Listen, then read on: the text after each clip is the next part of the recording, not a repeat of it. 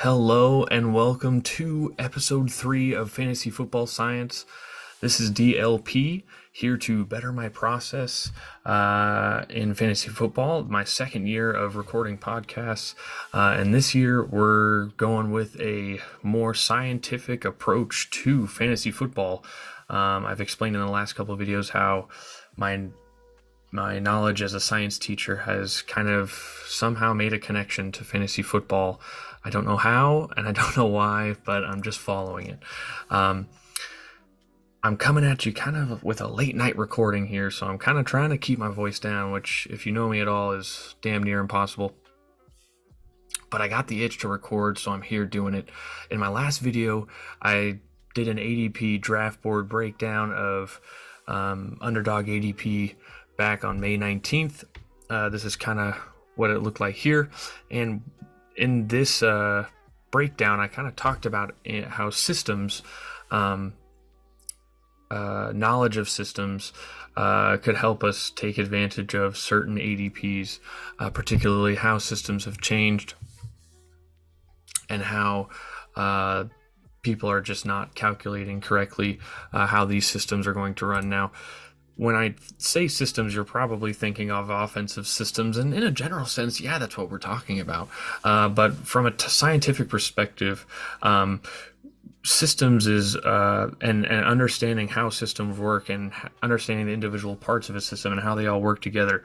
That's a common theme that you see across multiple sciences, physics, chem, and bio. You see tons of different systems, tons of different examples of systems, and seeing how the efficiency of those parts leads to the efficiency of the system. I kind of connected it to like an ecosystem, right? Like a food web of some kind. All the different species of animals within an ecosystem need to interact in a certain way in order for the ecosystem to be the most stable. And so with football teams, when we have talent surrounding specifically quarterbacks, in the form of, head coach, offensive coordinator, you could even make an argument up to the GM, down to the personnel, the offensive line, the weapons he has, the running game he has, the offensive mind he has attached to him, and his own ability. Those are the sorts of things that I take into account when I'm doing fantasy football stuff anyway. So it just kind of makes sense to once again consider those things as a whole.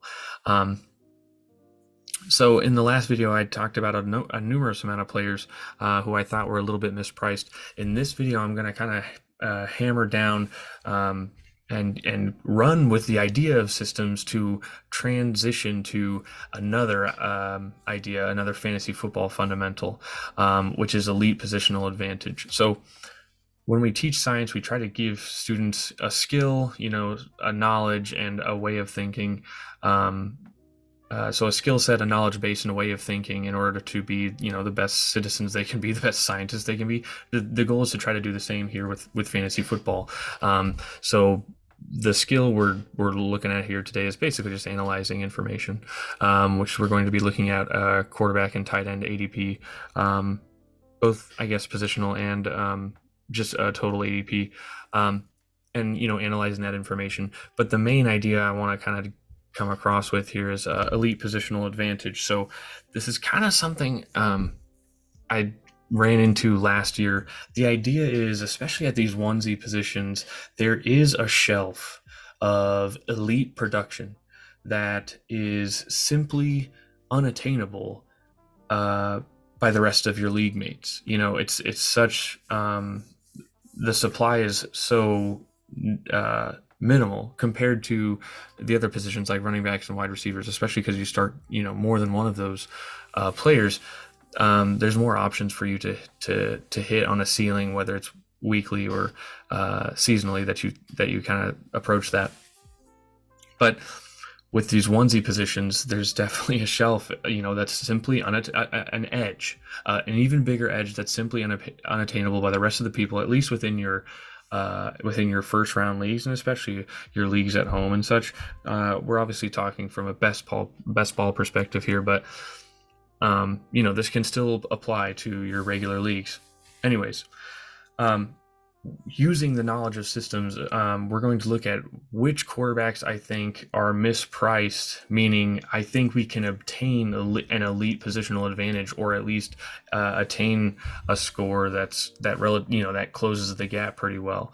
Um, without having to really pay up. So taking a look at quarterback ADP here now, this says it's from May 19th, but I kind of adjusted. Quarterback ADP hasn't changed too drastically. I changed the ones that did, so that's why there's these blacked out boxes. That's their old ADP as of May 19th, and I've kind of put in some new ones that are really, really close. As a whole, quarterback ADP has seemed to drop. I have no idea why. People, I guess, are just choosing to be more picky and waiting on quarterback. And I kind of get it, because this is the first time in a very long time where quarterbacks have even creeped up into the second round.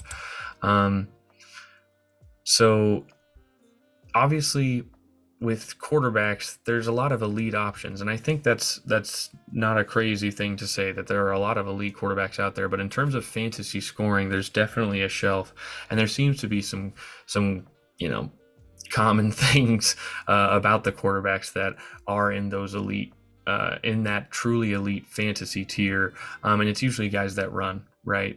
If you're running, you're getting more points per yard. If you're scoring a rushing touchdown, you're getting more points per touchdown. So there's a point advantage there. And so it's no surprise that, Mahomes, Hurts, and Allen, who all run to a different degree, but do run, are up in the second round.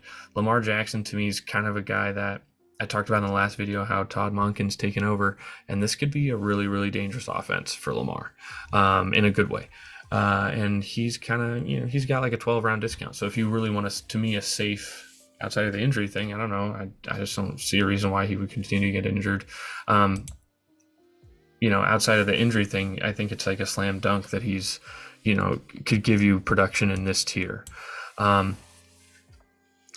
Fields, as a guy that runs, I get it. Burrow doesn't run as much, but obviously the weapons are really good. I think I'm out on him this year, and the guy I'm more in on is Herbert. The reason I'm more in on Herbert is his offense got better. Kellen Moore stepping in is going to be a good thing for Herbert, number one, just from a football perspective, but number two, in terms of a fantasy, stat chasing kind of perspective. Kellen Moore definitely runs a more up-tempo offense, and led the league in like plays and all, with during his time with the Cowboys. So Herbert now getting that, he's going to be healthy. A lot of people forget he was badly hurt, I think week 1, week 2, rib thing, and was never the same. He adds Quentin Johnston. Okay, he didn't lose Eckler. He'll get Rashawn Slater back.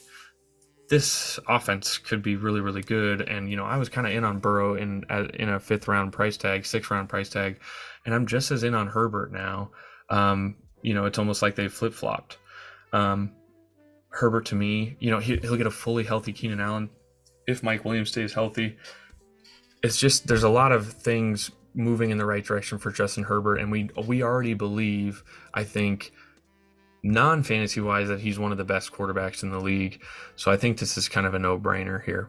I'm really in on Trevor Lawrence being able to provide you elite production. Cam Robinson, is it Cam Robinson? I think it's Cam Robinson. Him, I don't think it's Cam Robinson. I can't remember. The left tackle for the Jags. Him being gone for about 6 games, that's kind of tough. But to do what he did last year and look the way he looked last year, he looked, kind of like everything that we were promised. Doug Peterson with him, obviously creative. The weapons got better. Hello, Calvin Ridley. And this guy can move around. And I don't know if I believe in the Jaguars offense. So I think that Trevor Lawrence for a 6th round price tag is pretty dang good, especially for a guy that I think can move more than Herbert. I almost like Trevor Lawrence better than I like Herbert. Deshaun Watson is another guy that can move around a lot. I think at least run around more than expected. That was always something of Deshaun Watson's game that was a little bit underrated. I think I don't know how, um, but he's gonna get an improvement in weapons. He got Elijah Moore. Cedric Tillman was seen to be as the the best X type of receiver, and in this draft class. And speaking of which, he had some unbelievable games against Georgia and Alabama.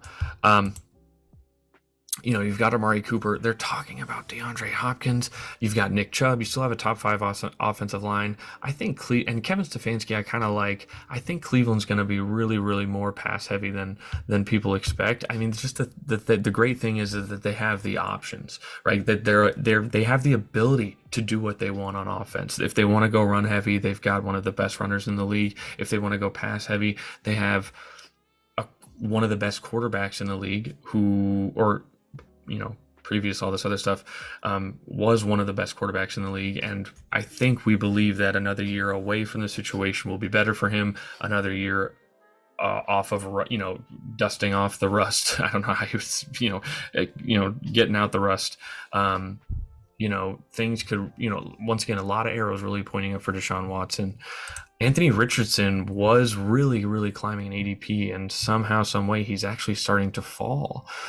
He was about here, and he's starting to fall a little bit. I think people are trying to pump the brakes on the Anthony Richardson hype. I'm not. If his ADP is falling, I'm still in. Okay. If there's ever last year Justin Fields didn't have to do a lot of passing in order to be an absolute maniac of a fantasy quarterback week in, week out. By the way, Justin Fields had nobody, and it wasn't the reason he was scoring fantasy points wasn't because he was chucking deep bombs that we know, like the way we know he can probably do, but he was just bursting off these insane runs, right, and also throwing touchdowns here and there. Right? But he was just electric. Okay. Anthony Richardson is going to step into an offense with a better offensive line. Okay. It won't be Matt Nagy at offensive coordinator. Hello. People are forgetting for some reason that was the issue originally, right? Matt Nagy and his weirdness. Okay. He's going to get Shane Steichen, who just worked with this guy right here, gave him an MVP season. Okay, MVP worthy season, Super Bowl run. Okay, step in with a better offensive line than Fields had last year. Okay, with better wide receivers than Fields had last year, with better running backs than Fields had last year. And oh yeah, Anthony Richardson is built like no other human being on the planet. So he just needs to be Justin Fields. I think Justin Fields is probably a really good thrower, and I think people severely underrate Justin Fields' ability to throw. So some people, for whatever reason, think Justin Fields cannot throw the ball. So all Anthony Richardson has to do, in the eyes of everybody else, is be just as good as Justin Fields as a thrower, and maybe even a little bit worse. And this guy will be able to do very similar things. There are only a few quarterbacks in the NFL that can bust out like just like a 40-yard touchdown run. Those kind of quarterbacks do not exist very often, and most of the time they're not built like Anthony Richardson. And this is one of those guys. The second he was drafted, this is one of those guys. I usually get burned by stuff like this. I'm very, very hesitant to be so in on a rookie quarterback, especially one that runs. I feel like I have the tendency to really run away with takes, and I'm not ignorant of that fact. But everything about Anthony Richardson and everything about this offense and how it's built, to me, just seems like there's a lot of room for success. And, not many rookie. I know the offensive line is probably a little overrated, but Michael Pittman, Alec Pierce, Josh Downs, Jonathan Taylor, like, not many rookie quarterbacks are set up the way he is. He's set up better than Bryce Young, set up better than CJ Stroud, set up better than Will Levis, right? I'm very, very excited to see what happens with Anthony Richardson. And he's a guy that can really burst onto the scene with his legs and get you a weekly ceiling of these kind of quarterbacks. Maybe in his first year it doesn't happen as consistently as we want, But man, oh man, I'm very excited to see it happen. Talk about a couple more here. I'm kind of in on Tua. Their offensive line got better. They just signed Isaiah Wynn. They might trade for Dalvin Cook. They got rid of Mike Gesicki. And by the way, the players are talking like Mike McDaniel is a dog and is heated. He's coming in motivated. So, and their defense got better. Man, to the moon. I'm in on these next three quarterbacks, or actually next four, extremely. Daniel Jones, Geno Smith, Aaron Rodgers, Jared Goff. Okay. When we talk about systems, a big one for me is offensive line. You'll notice Chargers actually have a pretty good offensive line. Browns have a good offensive line. Tua's offensive line is upgraded. Goff's offensive line is upgraded. I'm really in on Goff. I'm so glad Ben Johnson came back for the Lions. He doesn't give you the rushing ability, and so maybe he doesn't give you the weekly ceiling, that you're really looking for this elite positional advantage. But in terms of like a quarterback two, man, he's really strong. A lot of these guys are. These next three guys I'll talk about, I think have the opportunity, a very slim chance to really get us, some access to elite positional advantage. And I'll kind of explain why. They all can move. Okay. Daniel Jones somehow, some way, finds a way to get some rushing yards. And when he had to last year, when they needed it, he really got it. And I don't think that's something that's going to go away. I'm not saying he's going to be Josh Allen, but I think he's that just being able to move is a good thing. And he showed he could do it last year. Geno Smith played really, really well last year. Was giving you top 10 quarterback numbers. And that was just only with DK Metcalf and Tyler Lockett. Now he gets Jackson Smith and Jigba. Now he gets year two in the system. He gets another running back. I think they got some offensive line help. Nothing heavy on the price tag, but something, at least something, right? So I'm kind of in on Geno too. And now Rodgers is the one that really, really doesn't make sense to me. So last year, coming off of two MVP seasons back to back, people were a little bit skeptical once Davante Adams was traded, right, from the Packers. Not only was Davante Adams traded, but David Bakhtiari wasn't fully healthy. And so there were questions about the offensive line. Who's going to play receiver was the big thing. Like everyone was like, who? He's going to have Alan Lazard. Maybe Christian Watson works out, who by the way stunk up the joint in the beginning. And who else? They literally didn't have anybody. Robert Tonyan had a torn ACL, right, or was coming off a torn ACL. So back then, back in the good old days when Rodgers was still in the Packers, Rodgers cost you the third pick in the 10th round with absolutely no weapons. This is as of August 30th, right? 5 days before the first game, maybe, right? Rodgers was costing the third pick in the 10th round.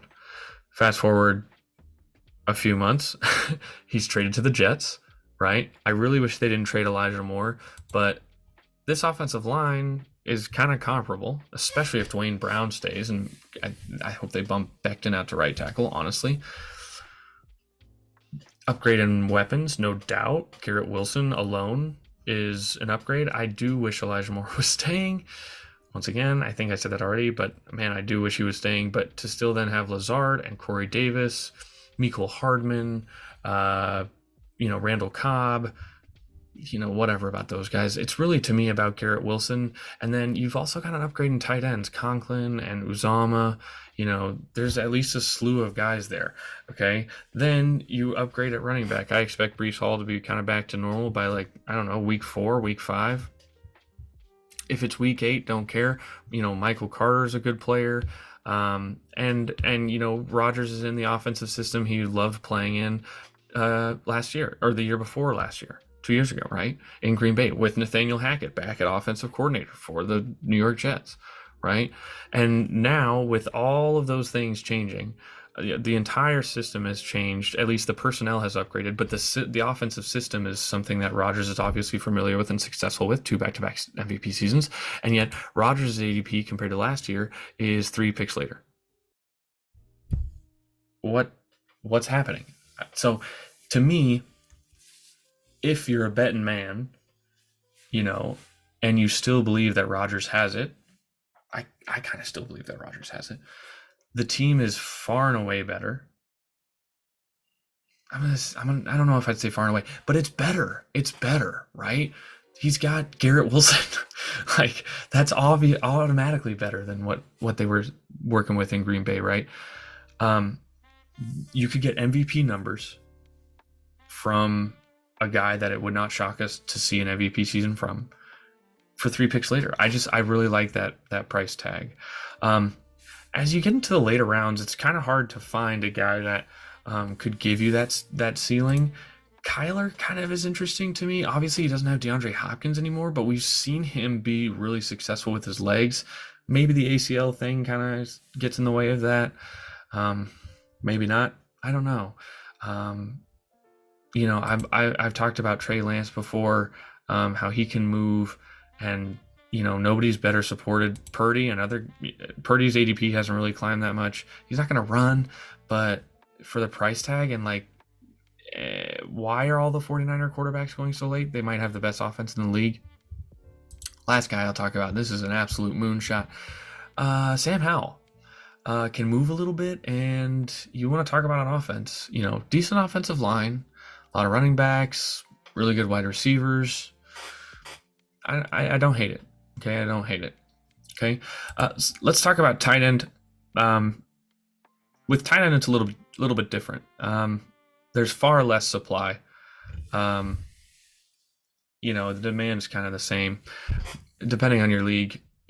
Maybe tight end premium. I do a tight end premium league. I think that's pretty fun. Kelsey, I think, is worth the 6th overall pick. I did see someone say, I think it was John Daigle on Twitter, talk about Kelsey, had like the second highest tight end scoring season of all time, which is pretty wild. So what are the odds he's doing that again? But he doesn't just have to do that. He just has to outscore the rest of the field still, by a decent amount, and he's probably worth the pick. Hey, Kelsey is a pretty obvious pick here. If you want to take him at 6, if you want to take him at 5, 4, I don't blame you. Okay, I don't blame you at all. Something I'm going to talk about in the next video is, looking at stacks, and I don't think there's a better stack in the NFL right now than Mahomes and Kelsey. Obviously, the one that seems a little bit, it's actually kind of possible here.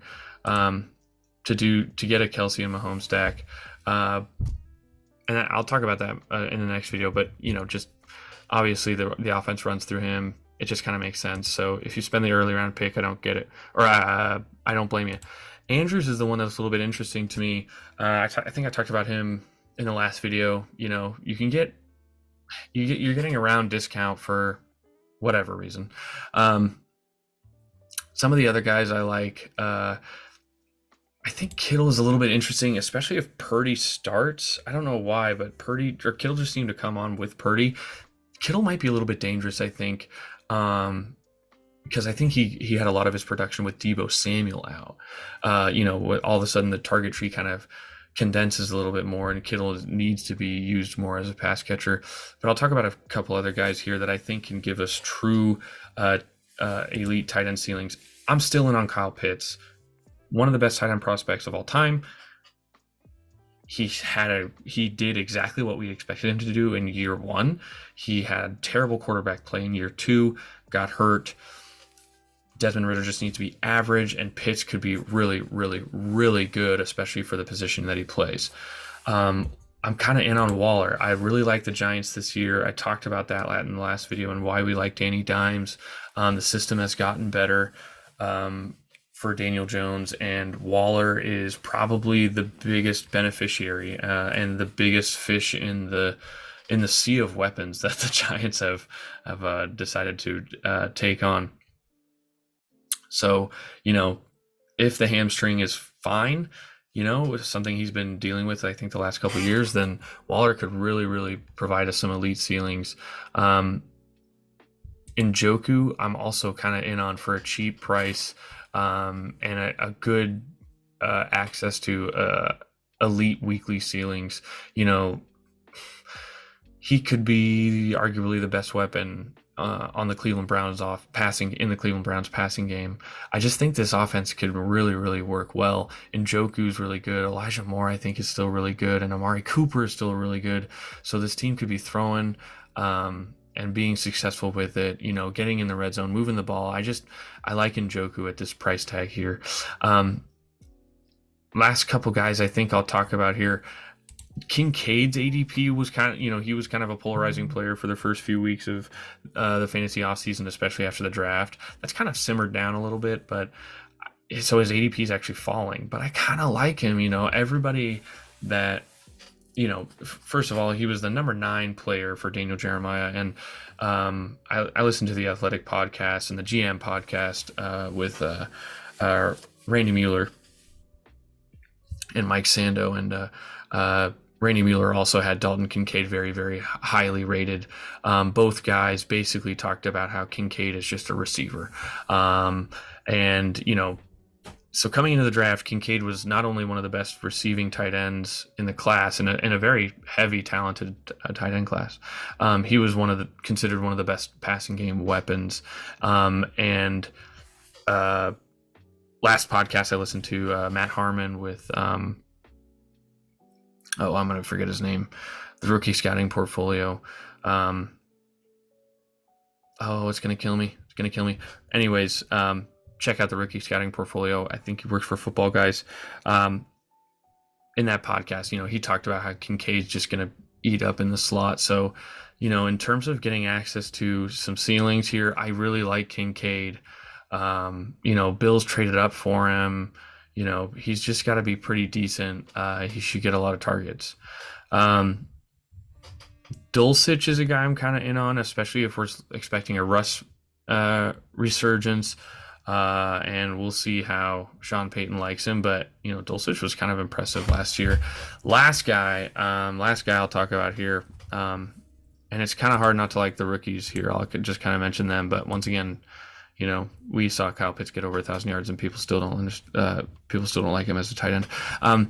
Isaiah Likely, this is such a cheap price tag that, number one, he could just be involved in the offense just a little bit, right?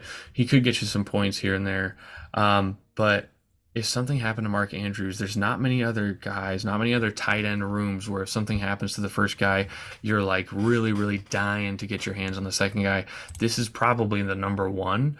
And I think especially for this offense, where I think Monken's going to spread it out and Likely could play from the slot. He could play, in line, provide you some, average blocking, but really be a nice weapon underneath and on crossers. And I just really, really like what Likely could provide for the Ravens in those types of looks, in those types of sets, with Lamar Jackson throwing him the ball. So if you've listened this far, you're insane, but thank you for doing so. I truly, truly appreciate it. Once again, I do this because I'm addicted to fantasy football, and I want to continue to get better at it so I can dominate my friends.